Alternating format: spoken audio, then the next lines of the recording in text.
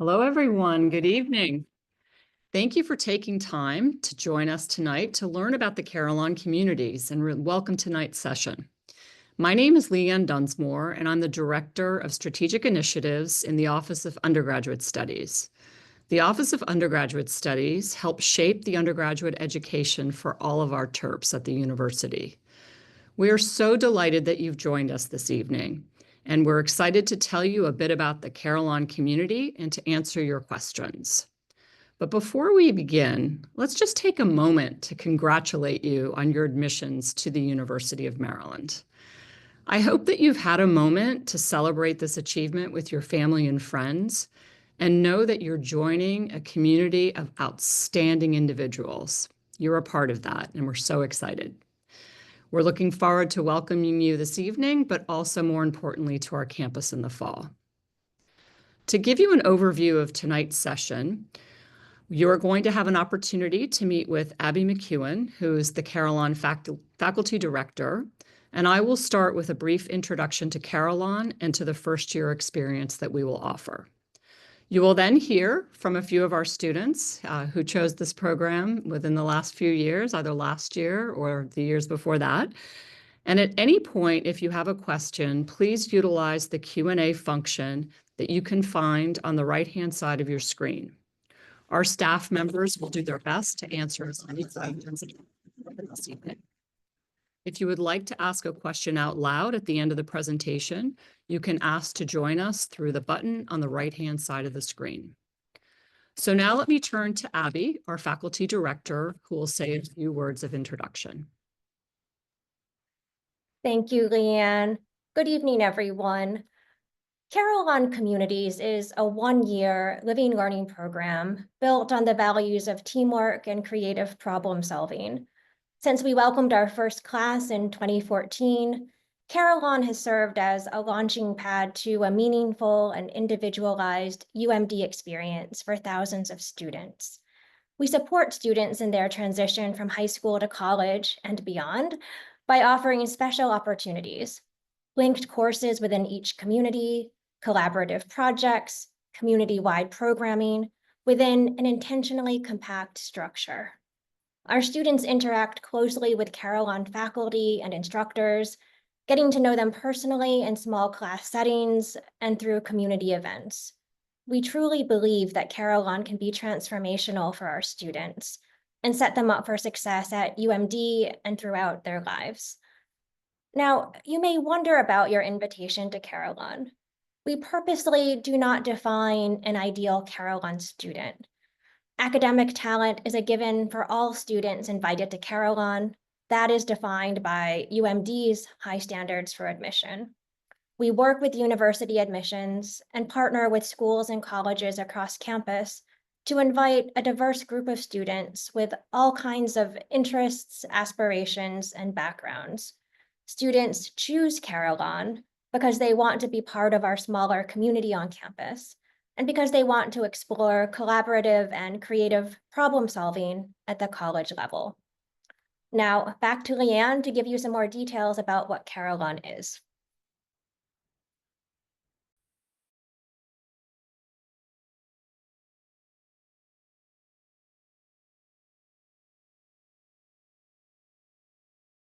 Carillon communities empower students with the skills and knowledge to design meaningful academic and career paths beginning in your first semester on campus.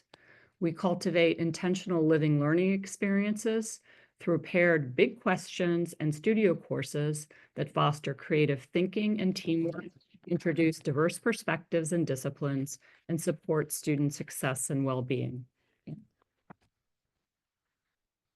So why Carillon? Carillon is a one-year living learning program. Living learning programs are exactly what their name implies. You take courses and live with other students with whom you have a common interest. This shared experience helps you build relationships with your peers early in your college career, easing you through the transition from high school to college, and to form key relationships with faculty and friends that will be part of your community. Living and learning programs take advantage of the fact that we are always learning something, And Carillon maximizes these opportunities to connect you inside and outside of the classroom. We front load these academic and community experiences so that you can make the most out of not only your first year on campus, but of your entire undergraduate career as well. During your time in Carillon, you'll begin to develop the skills, knowledge, and mindset that will serve as a foundation for your academic and professional success. In this year, you will take 2 courses for a total of 4 credits. That's it. This allows you to be flexible to pursue your major requirements and extracurricular interests. Within Carillon, there are 3 different communities for the fall of 2025, each with between 40 and 50 students enrolled. The program overall will have approximately 130 students. Communities are designed to help you pursue an area that is of interest to you, something that will complement your major, and it does not need to be aligned with your major.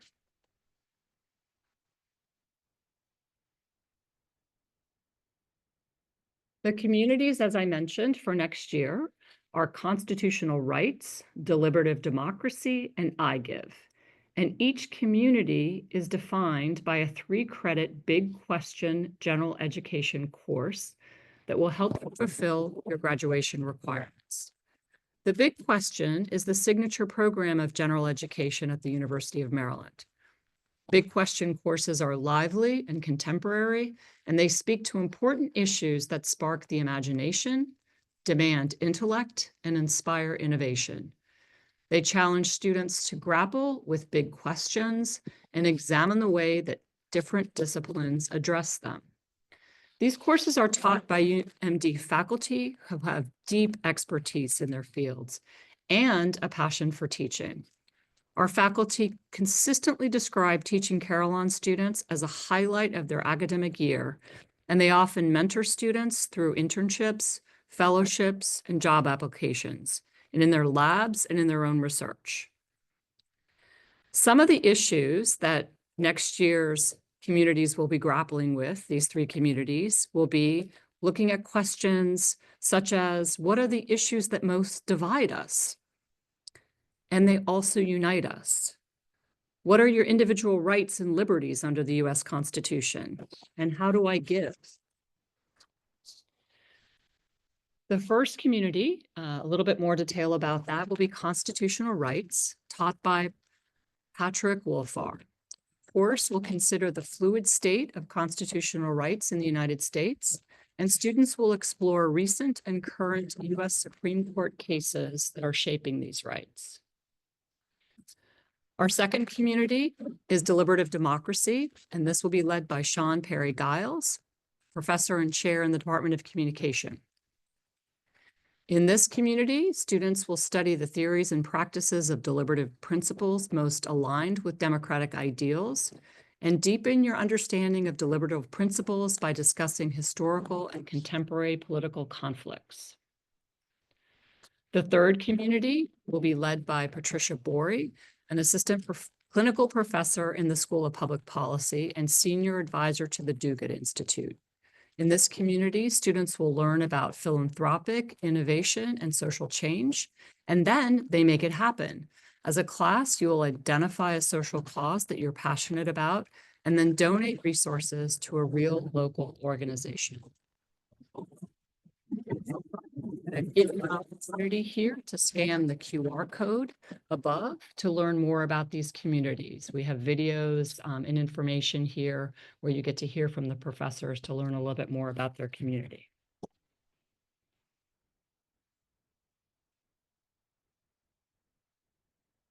In addition to the Big Questions course, students all enroll in the Carillon Studio course, 1 credit hour course. In the studio, we equip you with the tools needed to be innovators in any field. The tools we practice from the field of design and introduce you to creative problem solving. You will apply these skills of brainstorming, prototyping, iteration, and revisions to your Big Questions courses as well as to yourself. A highlight of the course is the Design My Maryland project, in which students might identify a potential major, determine how to gain essential experience in the field, or make plans for a study abroad experience.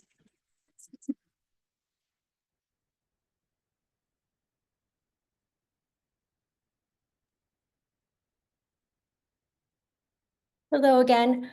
I'm here just to say a bit about opportunities for students in the spring semester.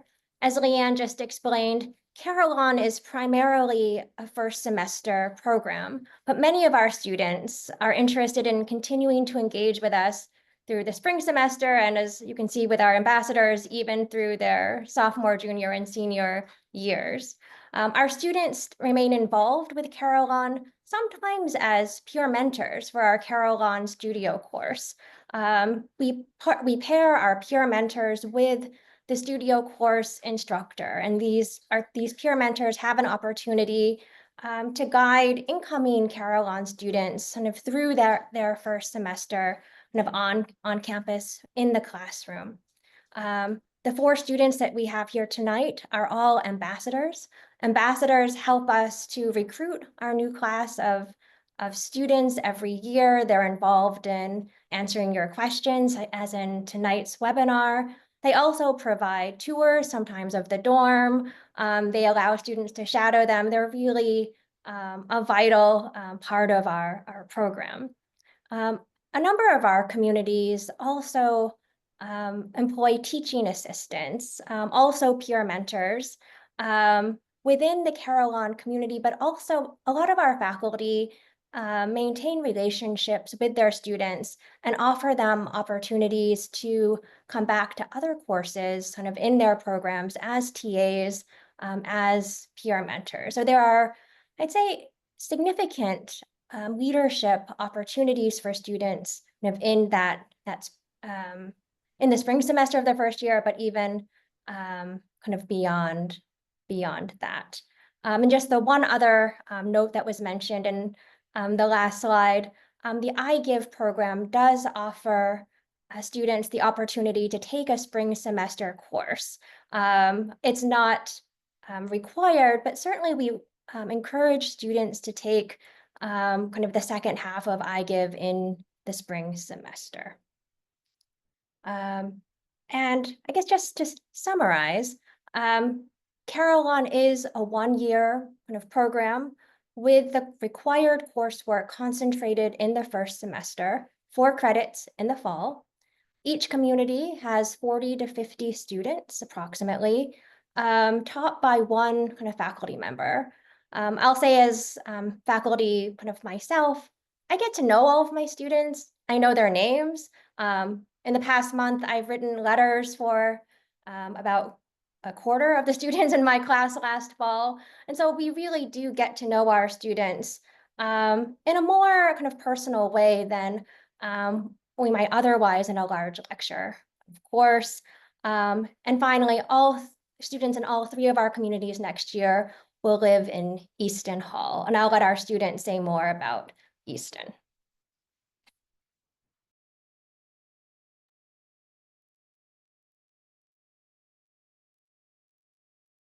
So now we have an opportunity to hear from our students tonight. So if you wouldn't mind introducing yourselves, just let us know your name and what community you're in and what year you're in at the University of Maryland. Let's start with Ariel. Ariel, I think you're on mute. We can hear you now. Thanks. Okay. Hi, everyone. I'm Ariel. I am a freshman here, and I was in the Constitutional Rights program. Thank you. Hannah and Jackie? Hi, I'm Hannah. I'm a senior and I was in Weather and Climate my freshman year. Hi everyone, I'm Jackie. I was in iGive Communities and I'm also a senior this year. And last but not least. Hi everyone, my name is Corinne. I'm a freshman and I was in Deliberative Democracy. Thank you. So I'm going to start with Corinne. Corinne, can you tell us a little bit about why you decided to come to the University of Maryland and also participate in the Carillon program? And I'm going to ask that of all of you. So feel free to pass it over to someone, Corinne, when you're done. I wanted to come to UND because it was my dream school and it was so close to where I live. I was kind of scared to leave. But I most of all joined Carillon because I thought it would be a great way to make friends and to learn a lot about the people I lived with. And I thought like it would be fun to see everyone like all the time, like when I went to class and when I came home to East End. Hannah and Jackie. So I also came to Maryland because it was my dream school my whole life. My whole family went here, so that's what brought me here. But I chose to go through Carillon for the similar reasons. Like I really wanted to make such a large campus smaller, and that was just like this is just a great way to do that. You get so close with people on your floor and then people in your community, and that was just like the draw for me personally. So I came to UMD. I'm actually from out of state, but for me, it was more of the academics. The program that I came into as a freshman was pretty highly ranked nationally. So that was my main draw here. But I also knew I wanted to go to a Big Ten school just because of like the research opportunities and the sporting programs and things like that. So that's kind of why I came to UMD. And I think I joined Carillon specifically again to sort of echo what people have said before. It is such a big campus, and I know for me coming out of state, I didn't know anyone before I came here, so it was just a way to find community on campus. And when you're going to classes and living with people, it's easy to just find those people that you sort of bond with and you make friendships both inside the classroom and outside of the classroom. So that was my main reason for joining Carillon. Thank you. I'm just curious, Hannah and Jackie, I know that you're roommates now after all these years and you're still both, Carillon ambassadors and talk fondly about your experience your freshman year. Were you roommates your freshman year? No, we lived across the hall from each other. So we were Okay. practically roommates. We were always in each other's rooms. Yeah, Fantastic. yeah. How about you, Ariel? Because it was a big school and it also like had my specific major. And also being an out-of-state student, I wanted to join a community where I felt like I could make connections easier. And Carolyn definitely helped me like make some of my best friends. Thank you. So I'll start with you, Ariel. What value did participating in Carillon bring to you in your first semester at Maryland? So I think brought me value in two different aspects, both like like in like my studies and like socially. So with the constitutional rights program, it's sort of aligned with my major, which is philosophy, politics, and economics. And it like helped me learn more about the foundations of the Supreme Court and how like these decisions affect our day-to-day lives. But also a lot of the girls in my classes, like we with living in the same building, we were able to like hang out more and like bond and help each other out. So like every day I'm like going down to the second floor to hang out with them and just say hi. So like Carolyn also brought me the social aspect of like creating a small community. Thank you. Corinne, would you like to add anything to that? Yeah, I agree. As a communications major, deliberative democracy was a communications class, so that helped me knock off a few credits and requirements for my major. And most of all, it was fun to be forced out of my comfort zone because in my community we had to actively like discuss a lot of topics with one another and we learned how to be open-minded and listen to one another. I felt like that's a skill I really, really needed to learn, and it did humble me a lot, which is what I found valuable in the community. Thank you. Hannah and Jackie, do you have anything you'd like to add?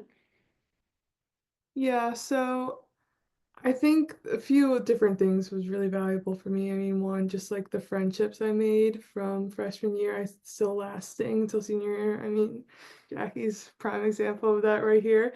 But also on top of that with the academics, I was actually the very opposite.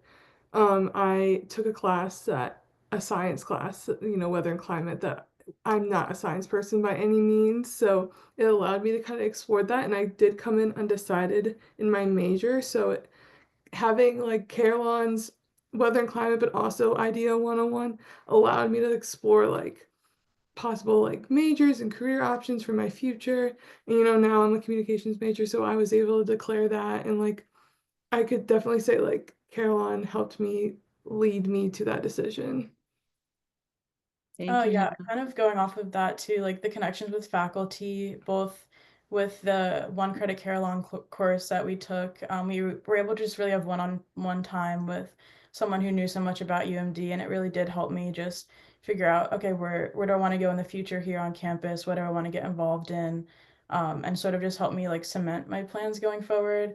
But then also in iGive, Dr. Bori was really helpful and just being a mentor. And it kind of gave me the opportunity to have more of one-on-one time interactions with the professor. All of my other classes were like 200 people lectures, and it's kind of hard to like gain personal connections in that way. So these were more tailored classes, and then just like the connections I made with both peers in the program, but also the faculty, and just sort of becoming more involved on campus, I think was really meaningful and valuable to me. Thank you. And I'm going to follow up a little bit on that. If any of you want to talk a little bit more about your communities and your interactions with your Carillon professors specifically, can you tell us a little bit what that experience is like, especially when you're a first-year student and you're still, meeting professors across campus? What was that like? Gail, do you want to So start? Yeah, I can go first. So with constitutional rights, I had Professor Wolfharth, and he's very passionate about the topic, and he was like very eager to make the connections in the classroom. He like took the time to like learn everyone's names, and like he like helped anyone out if he needed it. He would take time out of the lecture to answer questions. And like in comparison to my other like big lectures, you don't see that very often. Like in another lecture I'm in this semester has like 200 students in it, and there's no way that the teacher is able to make that sort of connection or bond with the students. Thank you. Corinne, do you have anything to add? I actually really like my professor.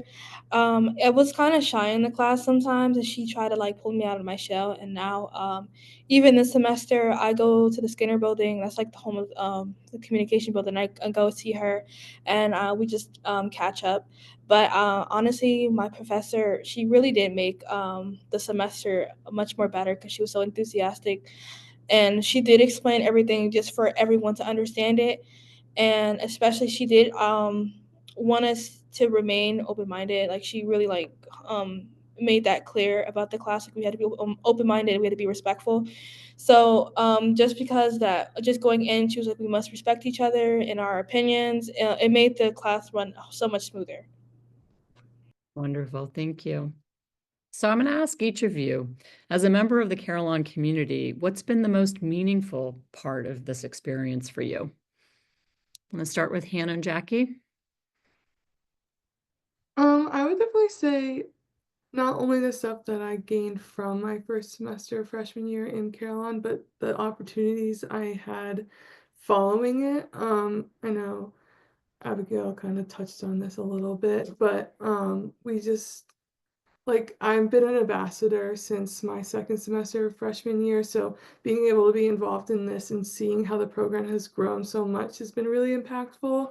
I'm currently interning for Carillon and working with great faculty to make sure we're marketing ourselves really fun, which is great because I get to connect like my major and what I'm studying now, which I didn't have my freshman year because I was undecided, to Carillon. And always like all roads lead back to Carillon, and just again I cannot emphasize enough like the friendships and relationships I've made through Carillon. Like Jackie has been my roommate since, well, kind of my roommate since sophomore year, and I've had like lifelong friends. Like I'm going on spring break with another fellow Carillon student that I met like freshman year, and just all of these like friends that I've made throughout the years that we've stayed in touch. And I have no doubt that I will stay in touch with them after I graduate. So yeah. Yeah, I guess kind of similar. I think for me, it was when I came to college, I was like the first time I was away from home, and it was like overwhelming, and there's so much going on, and it was such a new experience. So I think being able to be a part of a community of like-minded students, meeting people that, like Hannah said, I have like friendships with all 4 years, and that I'll have like lifelong friendships from now, and just meeting faculty and feeling like a part of a smaller program and a smaller community and such like a large campus, I think really just shaped the course of where like the rest of my time at UMD. And I think it's been really meaningful for me to still participate in it now and be an ambassador and kind of just help other people hopefully find their way in Carillon. Thank you, Hannah. And Ariella, what has been the most meaningful experience for you in this program so far? So far, one of the most meaningful experiences happened in the studio course. Like one of our assignments was to interview professionals in fields that we would want to pursue. And by doing that, like I was able to reach out to someone in the legal profession, and she gave me a lot of advice on how to like guide my next like 4 years and things I should look out for and be involved in to help like jumpstart me if I'm still interested in going into law school in the future. Fantastic. All right, so this is the last question for all of you. How has your Carillon experience helped define what you want to do at the University of Maryland? How has it informed some of the decisions you've made about maybe wanting to study abroad, or what organizations you've chosen to join, or what major you may have selected? You may have come in undecided, and how did this experience help shape that? So Corinne, I'll start with you. A lot like what Ariel was saying, we did have to find someone to interview for our ideal one-on-one course. And I talked to several people about what you could do with a communications degree. And I decided that I did want to write for Saturday Night Live. And I asked like a lot of people like how could I get there? And it gave me a pretty clear idea like what classes to take, and what clubs to join. And so ever since then, I've kind of like been practicing like writing, especially my creative writing, and it's really made me hopeful that I could possibly do it one day. So I believe that just giving me hope that I would know what I want to do in the future was very influential. So Corinne, you are really breaking out of your shell. Tell us a little bit about writing for Saturday Night Live. I've loved that show ever since like COVID. Like that was like what kind of distracted me from all the chaos. So and people find me funny, but you know I can turn it off, turn it on. It depends. So I was like, it will be very fun to write on it and to like live in New York and to write for the show. Because like I would hope to help someone else, like it helped me during such a tough time. It would be fun. It would be fun, number one, and to be around so many celebrities and talent. So I really, really wanted to do that, even though I know it would be so hard to do. A great aspirational goal. Who else wants to comment? Ariel? I think my experience has made me more passionate about my major. At first, I was a little hesitant about like pursuing this path, like so there's other like government and politics majors you can pursue. But Professor Wolfharth, he like the coursework, we studied cases that were both like very old and also very current, especially at the end of the unit. And it just like made me more passionate about wanting to like create some sort of change like within our society. Thank you. I'm going to ask Hannah and Jackie a question that we've got from the audience. Does participation in the Carillon community preclude you from participating in other activities like marching band? And how do you manage your time as an involved student? Hannah and Jackie, you guys want to take those? Yeah, so I don't think it precludes you from other activities because you are just taking two classes, which is already like gonna be in your schedule either way, you know what I mean? Like you naturally, I would say like ever since freshman year I've taken 15 credits. So like you're gonna take 15 credits anyways if you're in Carillon or if you're not in Carillon. So like it doesn't necessarily like interfere with extracurriculars. Like I was in multiple extracurriculars my first semester freshman year, and you know, I was still in Carillon and I was still fine. And I do like know a lot of people do ask from past years of being an ambassador, like does it hinder you from going through sorority recruitment or fraternity recruitment? And that's not the case either. So highly like recommend, you know, it doesn't stop you from being an involved freshman, or like it doesn't um seem like you're carrying a little bit more workload, I guess I could say. So yeah. Yeah, I also say like I know just in general at the university, like the one credit course you take through Carillon, there's like a requirement for that anyway outside of Carillon. So it kind of fills that. And then the one course that you do take, for me personally, it was really enjoyable. I feel like I gained a lot of insights from that class. And it was like a philanthropy class. So it wasn't one that I would necessarily have taken outside of Carillon.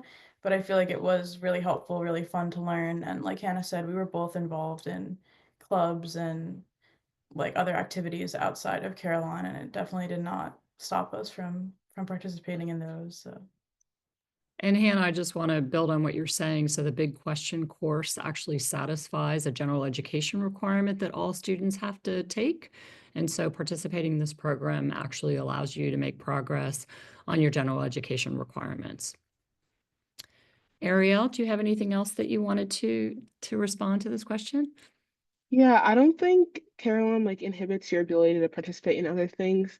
One thing that's cool about Carillon is that everyone lives in Easton, and Easton's like right across the street from the football stadium. So like you're gonna see a lot of your classmates like on your way to the football games and in the dining hall that's like in the quad area of Easton. So I thought that was something cool about it.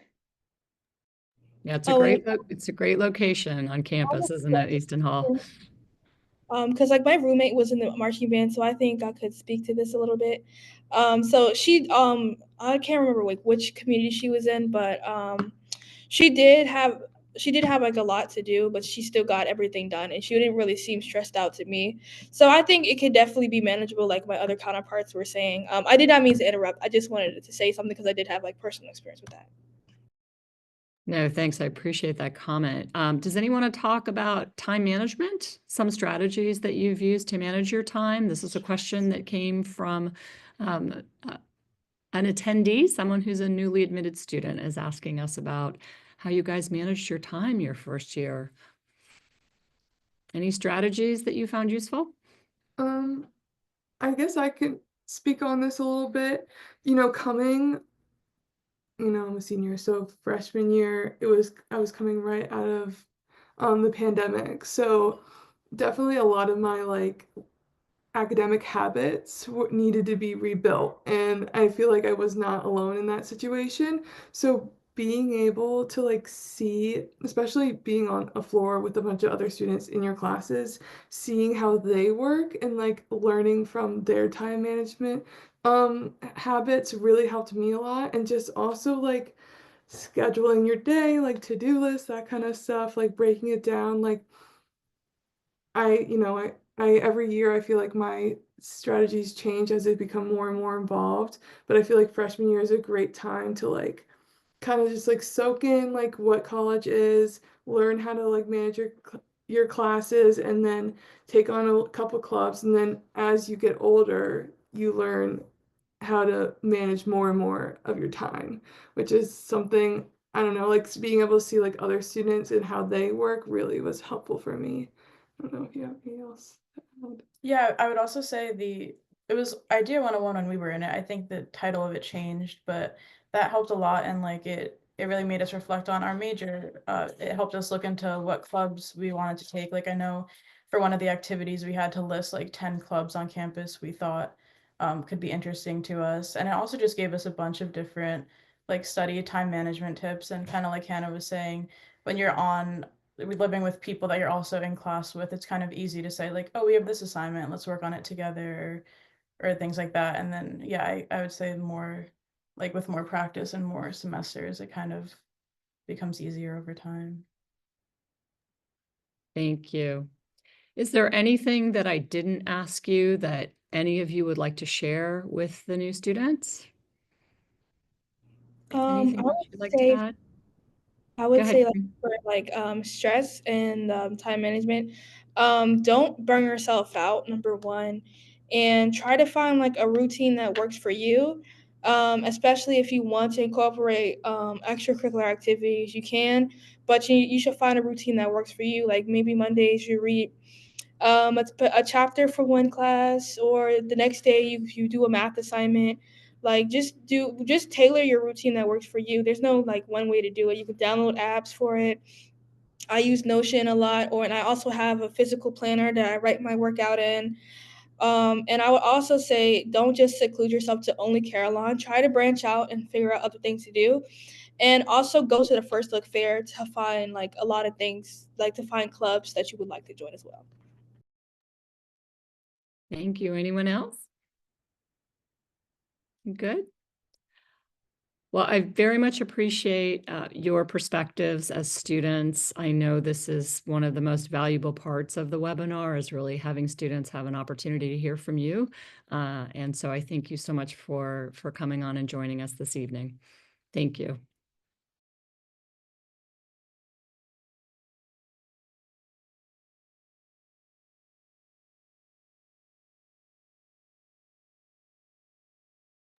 Next slide. So I'm going to turn now to some important dates and deadlines that are upcoming as you consider making your decision. If you would like to be placed in one of our Carillon communities, there is an interest form that you must submit by our deadline, which is February 19th. If your form was submitted after the deadline, we cannot guarantee you a placement in our program. Once you've decided to attend the University of Maryland, you will need to respond to your University of Maryland acceptance and submit your deposit no later than May 1st. You will also have to complete a separate housing and dining agreement by May 1st to be eligible for housing, and that can be found on the Residential Life's website. These are the dates for the Maryland Admitted Student Open Houses. March 10th is our first in-person session. April 5th is also in person. And on April 23rd, we will have a virtual presentation.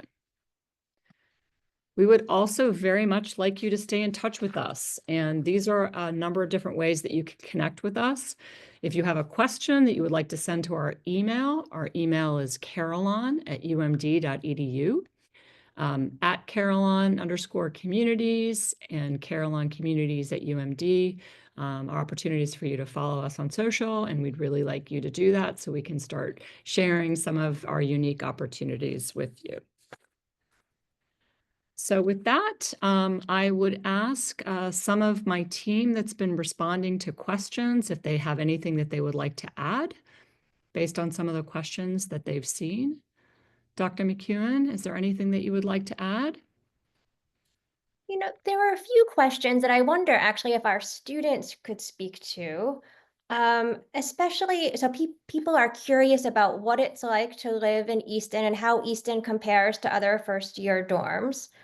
For those of you who are familiar with Easton, give us like the scoop. What's it like in Easton?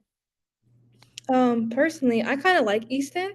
I like my room too. It's a nice size. There is communal bathrooms and we do have AC. So that definitely does come in clutch, you know, when in the hotter weather, you know, you're not like in your room sweating. But for the most part, to compare it to other dorms, I actually like Easton a whole lot more because just number one, because it's not as like the atmosphere isn't so thick because we have AC. But from based off what my friends are telling me, like they're kind of jealous that I live in Easton. Something else, a good question that came through the Q&A was, what's the DC trip like? What were your experiences going to DC with your community? Really enjoyed the DC trip. We went to the archives and it was a really fun experience. You get on a bus, like you would get lunch provided for you, and you're with your professor and your classmates, and you guys take a tour of like a specifically selected areas of DC where you like that kind of relate to your course load.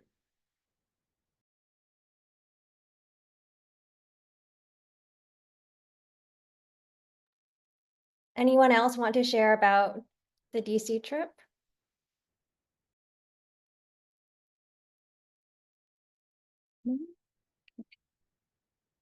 Abby, are there other questions that we haven't had a chance to respond to? A couple of families and students have expressed concerns about the Carillon course requirements interfering with their plans for a major or a double major or a minor. Can you speak to that? Did you feel that the Carillon 4 credits inhibited your other coursework? No, not exactly. But I kind of feel like it kind of worked out in my favor because like the classes I took, they kind of knocked off requirements I had to take anyways. So I feel like the classes that you do have to take, like look to see what you have to complete for your major and see if the classes that you have to take for Carillon, if that also aligns with that. Because if so, then you can just take that this semester and probably move something back for next semester. If that makes sense. Yeah, I know for iGive, at least for me it filled I think at least 2 or 3 gen ed requirements. So that would have been a class I would have had to have taken anyway outside of the program, and ended up just being like an interesting topic. So I think it definitely didn't interfere with my classes, and I've actually had the experience of changing majors while I've been here, and I've added a minor. So I can't speak for everyone, but I know for me it didn't interfere with any of the course load that I had to take. So.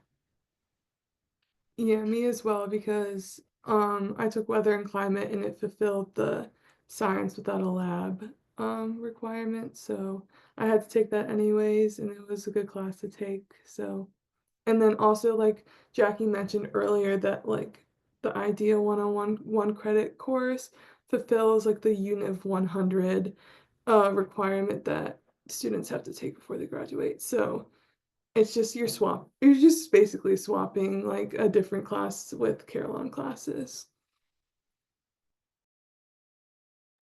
Maybe along that line, someone asks, if none of the topics are of interest, why participate in Carillon? I guess I'll speak to that, but then I'd be curious to hear from our students as well. The Carillon curricular requirement is quite minimal. It's a one general education course, a big question course that is required for graduation. All Maryland students need to take 2 big question courses in order to graduate. So in a way, Carillon is helping you to satisfy a graduation kind of requirement. So that's one benefit. But even I'd say if the topic isn't your major, isn't exactly what you want to study, it's an opportunity to learn something that maybe you would never study again, or that you wouldn't have this opportunity to experience again. I'll say another huge benefit is the opportunity to get to know a faculty member and an instructor who will know your name, who will write letters of recommendation for your summer internships, for your kind of jobs, who can be kind of like a friendly face around campus. Carillon students also get to do kind of fun things. For example, our DC trip. We kick off the year, right, as you're moving in with a trip to DC. Our students go to the Supreme Court, they go to the National Archives, they go to the US Capitol, the National Museum of African American History and Culture. I'll say my students, and I think many students have found that this is really a time when they make friends. They get to know each other, they get to know their faculty member. And so when you walk into class on that first day of the semester, you're not walking into like a room full of strangers. You actually know the professor. The professor even knows your name. So there are advantages to having a kind of community where you kind of live and learn with people who are kind of your same year and who have a common kind of interest. And I guess I've said a lot here, but students, you know, do you think, is there a reason to participate in Carillon, even if, the topic of one of the communities isn't, you know, so interesting, maybe seemingly to you? I would I say guess yes. oh, Oh, sorry. go ahead. You go ahead. I would say yes. I have a lot of friends whose majors have nothing to do with like the constitutional rights program, but I would say I think they've gotten a lot of value of just like making a community because especially like you said with the DC trip, like we were able to make our little friend group and like make friends with other people in our class, and I feel like there's a lot more value in that than walking into a big lecture hall and not knowing anybody. Yeah, I can also speak because, like I said before, I'm not a STEM science person at all, and I on a whim signed up for weather and climate because I knew it was something that like I would never like willingly register for like this semester, you know what I mean? Like I wanted to try something new, like I wanted to see like what college was about and and Tim was great. He was so understanding and I had great relationship with him because of like I was so open and was like, "Hey, like I'm not a science person, but I want to be do well in this class. Like how can you help me?" And he was very helpful and I feel like he had a special place in his heart for like the Carillon students and stuff like that in his class and um you know at the end of the day, like in your 4 years of college, you're gonna take a class that you don't particularly care for, but you might like learn something new or exciting, or just one assignment might like change your perspective on a lot of things. And when Carolyn, not only do you have like the class, it's like the experiences that you get in addition to the coursework. It's not just only the coursework, which is like something great about it. I would also say that even though I wasn't really like a huge fan of politics, I still did enjoy the class just because I got to talk about them with other people and we got to share our opinions. I feel like that's what made the class fun for me. I love to talk sometimes, just not just in certain settings. And that was a setting I really did not want to talk in, but it was just the fact that we're just all sharing our ideas and our opinions on certain political aspects that I felt compelled to join in. So even though I wasn't really like a huge person who was into politics, I still really did enjoy the class. Someone asked about costs for Carillon. Just to emphasize, Carillon comes with no additional cost. So we cover, for example, the cost of the trip to DC. We cover kind of extra opportunities, study breaks, trick-or-treating. I took my students this past fall to the Clarice for a couple of performances. The Clarice Smith Center for the Performing Arts is a major performance venue on campus. And all of these costs are covered by the program. So there are no additional out-of-pocket costs to participate. This is a question we answered in the Q&A, but just to confirm, even if you're not sure that you want to participate in Carillon, even if you're not sure you want to come to the University of Maryland, please do submit your preferencing form by our deadline of February 19th. It's not binding. Certainly you can decide not to come to Maryland. You can decide to come to Maryland and not participate in Carillon communities. But if you submit your preferencing form by our deadline, we will reserve a place for you within one of our communities. So that way it gives you the option up until that May 1st deadline. You can think about it, you'll find out your placement, but that just leaves that option open for you. And again, it's not binding. You can opt out at any time. I'll say there were a lot of questions about roommates. And maybe Leanne, do you want to talk about roommate selection? Who can you live with? How does the process work? Lots of questions here. Sure, I'm happy to answer that. And this information is also available on our website, so if you want to look at it in detail. So when students select the option of living and participating in the Carillon program, all students who are in Carillon communities will be living in Easton Hall. And we strongly recommend that you live with a Carillon roommate. If you decide that you do not want to live with a Carillon roommate, you can still participate in the program, but we cannot guarantee that you will be living in Easton Hall. And one of the values of a living learning program is really the opportunity to live with those that you're in community with. And for next year, all the students in the Carillon program will be housed in Easton. They will be housed on 3 separate floors, but you will have, those floors will be dedicated to Carillon students. So to miss out on that opportunity is to really miss out on a core essential component of the living learning experience.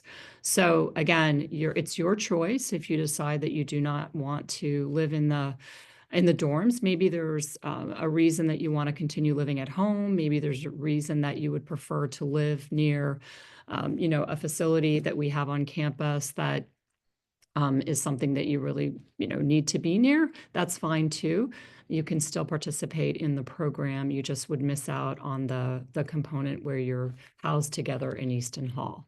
So I hope that answers that question for you. If not, what I want to just sort of end by saying is that we're really very, very grateful that you were able to join us this evening. We're incredibly proud that you have been invited to be a part of the University of Maryland community. I will say on a personal note that I am a Terp mom. I was sitting where you are many years ago when my son was admitted to the University of Maryland. It's an incredibly special moment for families and for their kids. And as a parent, I was delighted to know that my son would be part of a community. He was not a Carillon student, but he was part of a living learning community where my son knew people his freshman year. He knew faculty member, he knew staff, he knew instructors that were part of his living learning community. That's incredibly important for families to know that there's someone here for their students who will be a part of their lives as soon as they get to campus and is there to look out for them. So I just wanted to add that. I also want to let everybody know that this will be recorded. We'll be sending a copy of the recording to you after this session.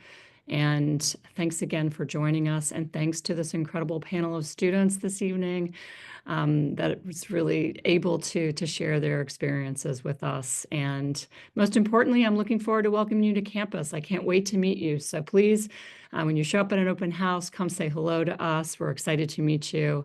And we look forward to having you join us in the fall. Take care. Thank you. Good night.